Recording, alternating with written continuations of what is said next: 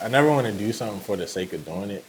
Like if I want intention behind it and purpose behind it, and I want it to be my own thing. And I think sometimes that conflicts with business because it's like, okay, well, business will say you should.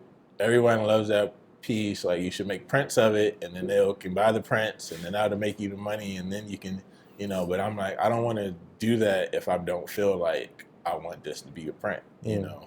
So it's like, well, what else can I do well, let me paint on bags, or let me, like, what are some things that I actually want to do that I want to share with people, and then if they purchase it, that's great. So it's always competing interest of me doing what I feel and then doing like what some would say is best for business.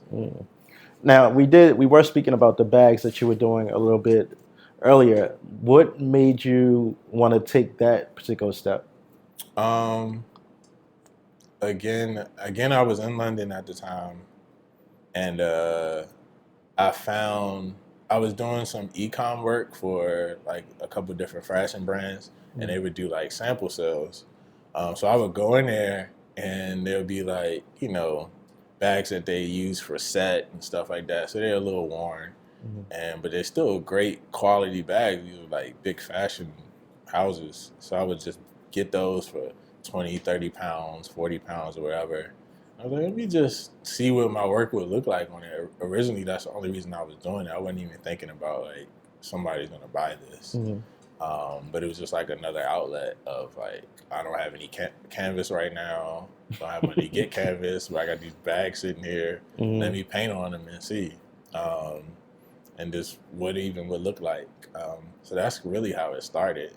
And then now, and thinking about other ways to like give people access to art and keep like certain price points that make it so um, you know people can feel like they're a part of it without having to like buy a big piece. So maybe they can afford a big piece, but they don't have the wall space for it or whatever.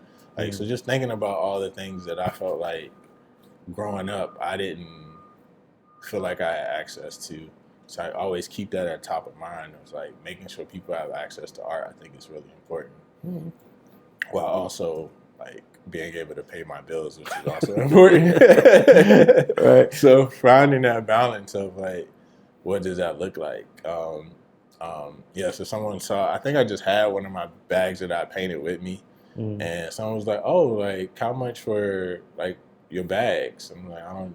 In my head, I'm like, "I don't do bags," but So then they bought that one, and then someone just asked me like, "Hey, I have this bag here. If you want to just do whatever you want on it, just let me know." I was like, "Yeah, I'll do something on it." And then I did it, and they were like, "Oh, well, here's like how much for it?" And I was like, "Oh, I mean, I was just going to give it back to you if you want to pay if for you it." offer it. Yeah. So then that kind of is what sparked that, where I'm like, okay, now I'm being more conscious about, okay, what does this look like for my art, and doing something quality that can be something that everyone can have a piece of.